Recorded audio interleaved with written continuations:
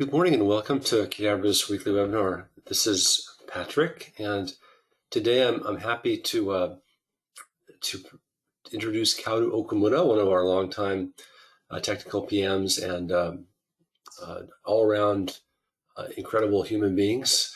And Kaoru is going to be presenting a new webinar. We've done surveys in the past, but not like this. Surveys are one of the most commonly requested features, and I want to do a shout out to Peter Miller, who inspired us a couple weeks ago by asking us, what about MS Forms? And so we took a look at MS Forms and we went back to our old survey webinars from many, many years ago, and we decided to create a new survey webinar. We also have another customer who is currently migrating like 20 survey forms in InfoPath to Qdabra Forms. And Kaoru was able to come up with a data-driven approach to do all of these. Kaoru, thank you very much for presenting this wonderful webinar today. Thank you very much for the introduction. By the way, the recording started? Yes, we have recording. I'm going to do one quick poll here just to get us going. What are you currently using? If you haven't done any surveys yet, you can pick the first one. We will be talking about MS Forms at the end. We'll be doing comparison. We're going to show you this other technique first. And then, of course, there are lots of other solutions out there. And looks like we have people using MS Forms and third-party stuff. So great. I'm glad to hear that. Thank you very much. And I'm trying to close the poll. That's it, Kaoru. Take it away. All right. Thank you very much. Good morning. We are going to come back to this topic again with new UI and some new tricks. So the highlight of today's webinar is we are going to create and show you a generic version of question generator so that you can just type in the question. Then will be your survey very easy. So this means that the maintenance cost for your survey form is dramatically low, and also you can save the question and answer into SharePoint library or list. And if you you save the question and answer into list item, which means that repeating table handling, then it will be very easy to make the report and statistics based on your data. And it's data-driven, so that means you're using one form for all of the surveys, right? So they can create their own survey, and the survey is just stored in data, right? That's right. So we are going to have generic survey generator and survey filler.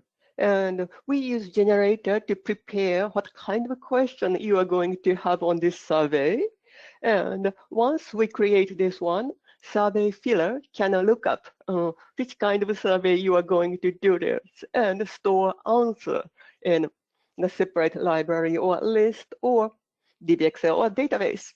For scalability. Yes, exactly. So that's a great segue for the next step. So there might be several levels.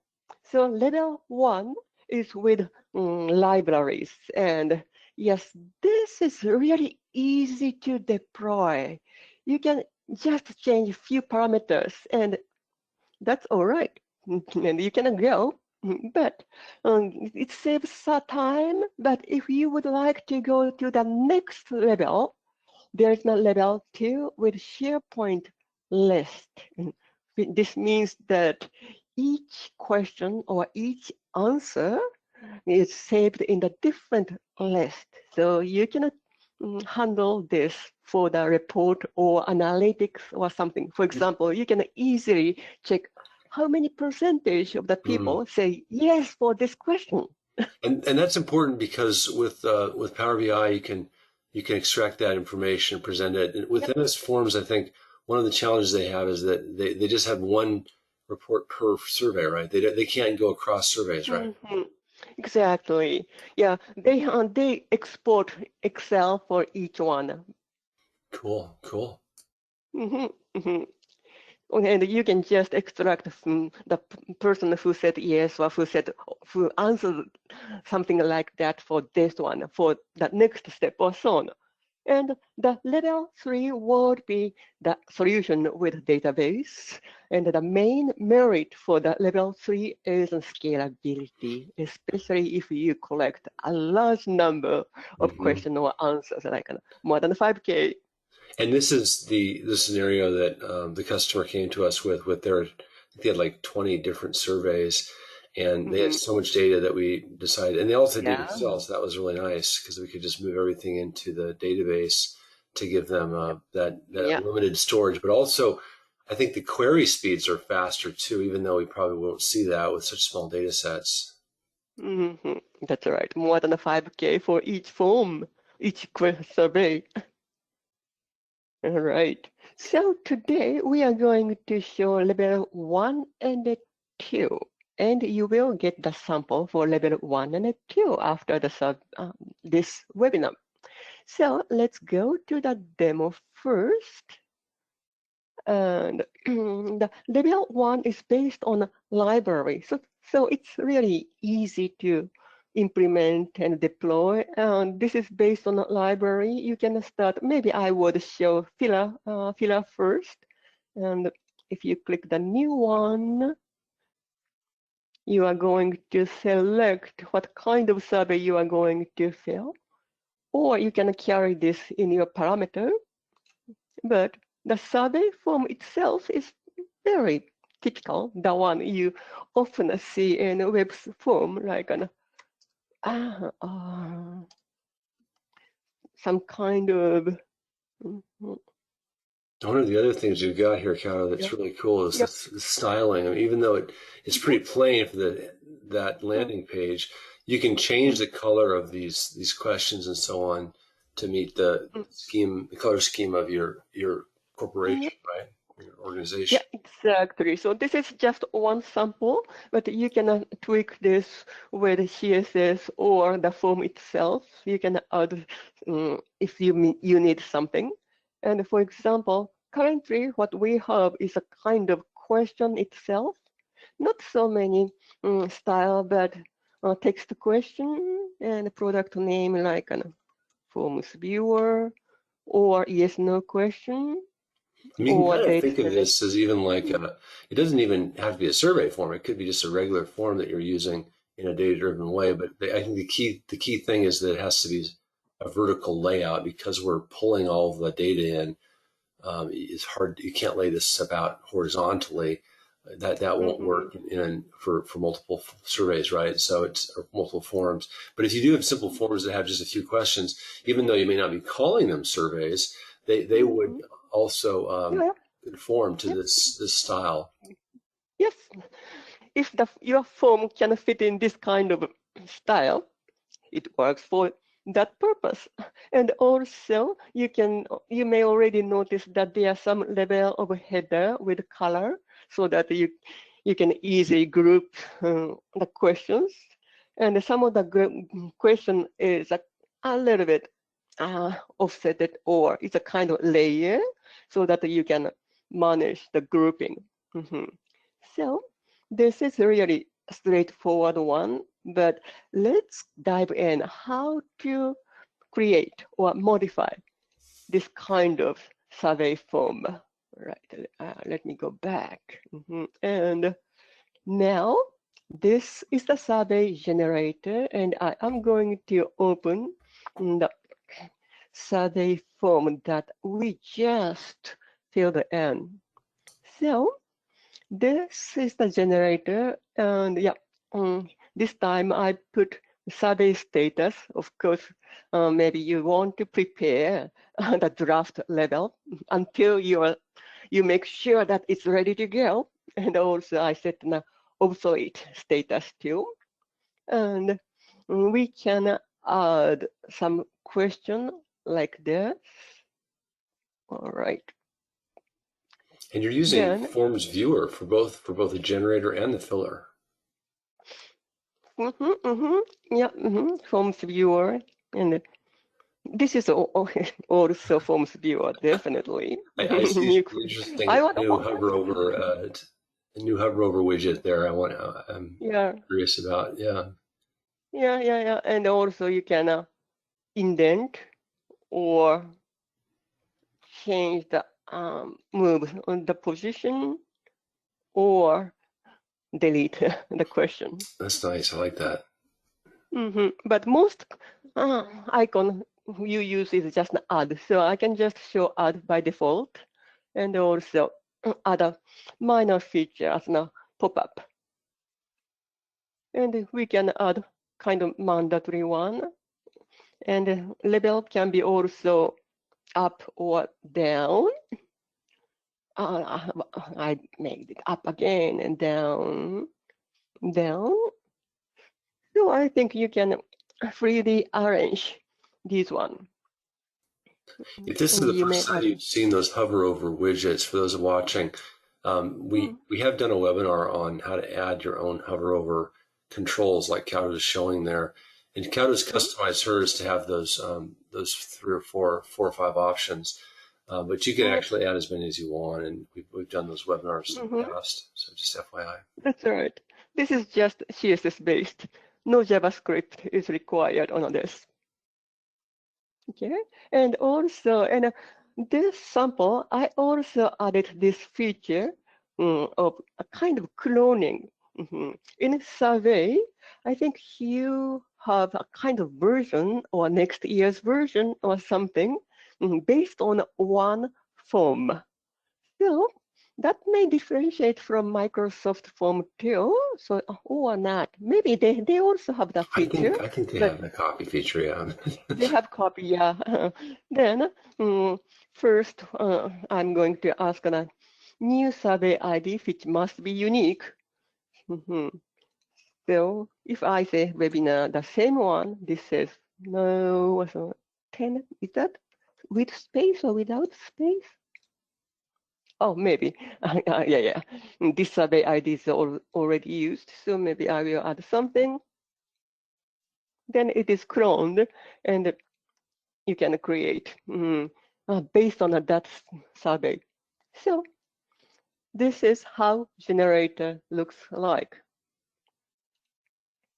And let me tell a little bit about the back end. And as I said, this is really easy to deploy. The mechanism is we can just submit as a form to question library. And when you modify the generator form, you can just open the form using Forms Viewer. And loading question for survey filler is a little bit more technique we need, but we can just use REST API to get this library as an XML. And I use QRule copy node command, which means that copy all the node from query library to this answer form. So the style or structure of the question need to be the same, but as far as the structure is the same, we can just use the copy command. So it's really easy, and we can just submit as a library for survey filler. So you're not actually promoting the properties for the question answers. You're just storing everything in XML for this version Exactly. 1. Oh, gotcha. This is level 1. Okay. And we cannot handle each item separately on this one. So if you are interested in a kind of data structure, in fact, I finally adopt a kind of very flat one between the header and level and each questions. I first designed more structured one for each group or so on, but then in that time, it's very complex to move the question from this area to another area. So I end up using this kind of flat structure, and it says this is header or this is question or so on, just for your information.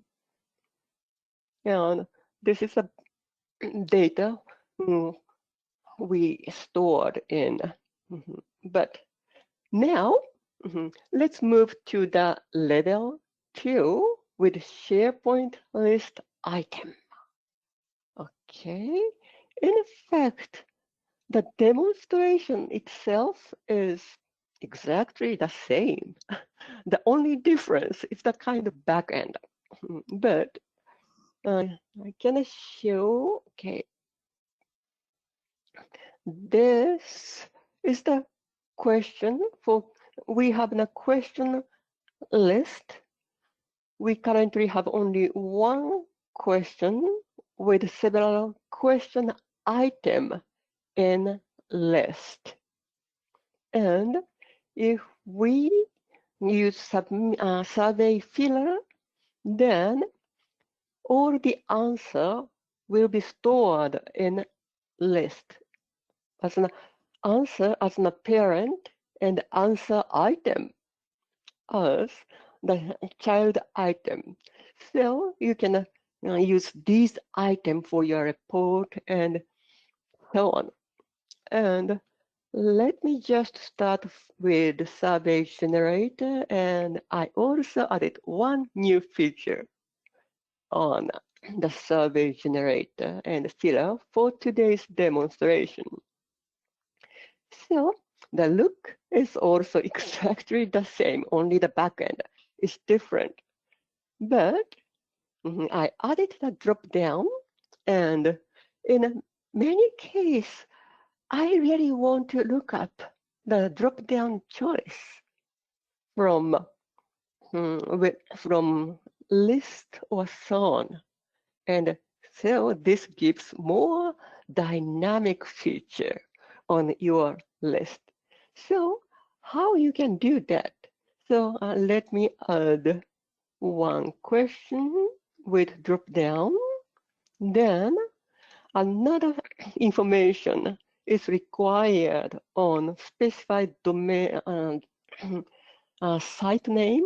I can just fill in the current site and need to select the list name. For example, I have the drop-down list member with title and email here. So drop down list member, and the column contains email, maybe starting from E, but I need to test this one. So with that test, I can see what kind of list this contains. So if I spell wrong, something wrong, currently the UI is very messy, but this gives an error. At least I know I got something wrong, something like this. Okay. And I say email with some, should be all right with this one. You could probably even query the list names using REST yes, too. I can do. Yep, I can do that with another REST query, in effect, to do that. And also, maybe I'm going to save this. Then in filler form, if you select this one, this comes up. There it is. Cool. Yep. So that's the demonstration, and for the back end of the level 2 is shown here. So instead of saving library, we need a bit more preparation because we are using the list, and you have to create 1, 2, 3, 4 list for this. And for submit is rather straightforward. We can use submit to SharePoint list. I think that's the familiar one to you. This submit is also the same.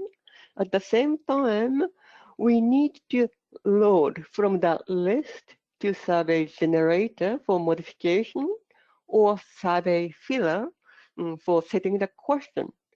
And at that time, we use first get the list query, and after that, we need to use the transfer command with XSLT so that we can put this data and this fit in to the specific node of the form. So this is a little bit more challenging to deploy on the level 2. But if you go to the level, you have much more freedom on the data. More reporting analysis freedom. Yeah. Yes. Yes. And now you're promoting, when that data gets submitted to the list, you're just assuming text data type for all of the fields, right? Yes. Currently, yes, this data type is text. So everything is stored as text for now. Cool. Okay. And for level 3, as a saving for database, we are not sharing sample or demonstration this for today because we need more and more setting on this one. But this is one of our client is using this one. So this would be available if someone is listening in today, and thanks for being here. If you're interested in this version, we could prepare it. We could prepare a package for you so you can integrate it with your DB Excel. And the merit is not only for the scalability, but this can be deployed totally without SharePoint. No SharePoint, no Microsoft. No, just Qdabra, the DB Excel and SQL. We have about 5% of our customers who have moved off of SharePoint, which isn't a large percentage, but it does give you that freedom to innovate and not be shackled to SharePoint. You know, if SharePoint changes, they pull the rug out from under you like they did when they canceled InfoPath. You know, it's challenging from a cost perspective, and that's one of the benefits of rolling your own, so to speak. Yep. All right. I think we've covered on today's topics as a survey, as a summary. This is really easy to modify or create new survey form using this data-driven approach. Not only survey, but as far as your form fit in this style, you can use this as a starting point. And also, this is easy to modify the style. And we also added a new lookup for drop-down choice.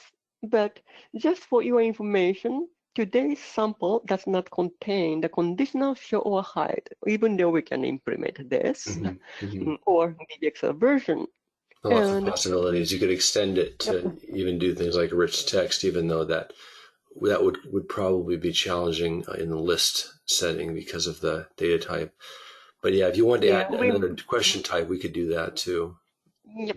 We need to add one more column to save the rich text data or kind of embedded form or something like that. We've done surveys in the past that had lots of different control types, like repeating sections and things like that. So definitely it's easy to add those. You just have to add a little more work to it, and we can help you if you're interested in adding new question types, new control types. Yep. This is just a kind of an easy to deploy sample for you. Yeah. Great job, Gato. So at the end, we listed some comparison with Microsoft Form, and maybe the biggest difference is, of course, MS Form supports some kind of blending, like a background image or color scheme, but we cannot change this kind of style itself. You couldn't put your logo at the top either, right? I haven't found that feature yet. Yeah. I mean, just background. It's pretty surprising that they haven't changed this product. And we looked at it quite a lot, I want to say 4 or 5 years ago when they first came out with it. And it really hasn't changed much in 4 or 5 years. It's really basically the same thing it was back then. Yeah, it's pretty plain. Yeah. In fact, they maybe I think they added some selection, interesting selection, like ranking, Right. or maybe That's this new. is the most Yeah. complex Yeah, one. that one's new too. Those two new Yeah. controls they added. Yeah. Right. Mm-hmm. And like I said earlier, we could add those controls. We just didn't have time for this webinar to Mm-hmm. do those. And Mm-hmm. once again, the challenge here is that it's storing everything, per survey. So you can't really report across surveys when you're doing things like Mm-hmm. process measurement, percentage complete. How many surveys were, comparing one survey to another. That cannot be done in MS Forms. Mm-hmm. Um, and the fact that it's not data driven, it doesn't pull from drop downs.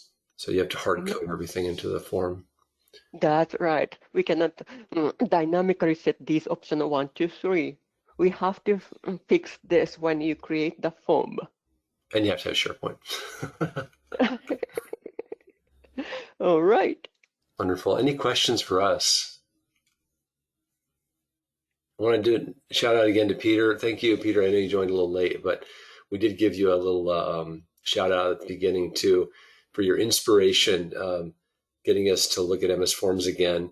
And we also want to give a shout out to Brittany at Peterson, who has all these survey forms that we're helping to migrate off of InfoPath. So thank you too for the wonderful inspiration today. And thanks most to Kaudu for preparing everything and doing a wonderful job here. Thank you. Thanks, Peter. You just got your comment. Glad to hear that it was helpful.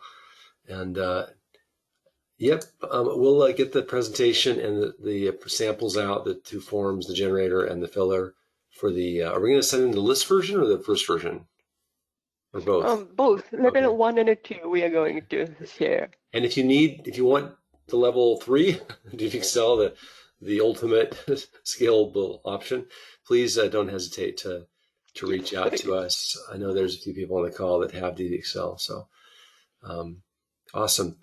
Well, thanks again, Kauda. This has been wonderful. Happy Halloween. Happy Halloween. Oh yeah, that's right. We wanted to talk about forms. Well, I think everyone on the call has Qdabra forms, so you all know. Let's go back one slide, Kato. We do have an update coming soon, actually at the end of this month, in a few days.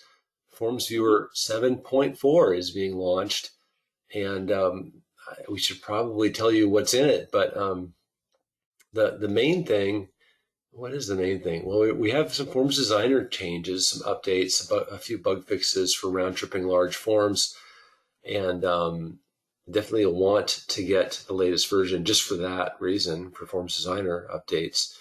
But we also have other features that we have the Get Environment Variables feature.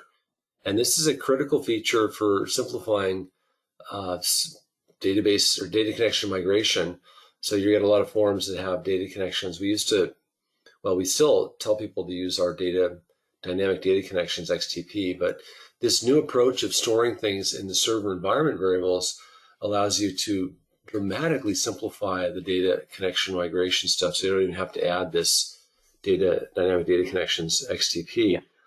And that's pretty cool. We're shipping a new version of Central Flows. We've been trying to do a webinar on it forever, and we're very close to that as well. So we will have a webinar on that soon. And then we have training coming up at the end of November. It's free training. It's for 4 days. It's starting on November 28th. Actually, it's 29th, 30th, and then the first 2 days of December. So if you can make it, that would be great. We look forward to showing you all these new techniques over the last 6 months or so. And thanks again, Kauda. Wonderful job. Thank you. And the DeepExcel webinar is coming soon. Oh, that's right. We're shipping a new version of DeepExcel too. Yep. And right. I think that the main change there is there's a bug fix for Azure. What else is there? I think there's fixes for the DeepExcel admin tool. There's some validation stuff that we added to prevent people from overwriting XSNs and things like that.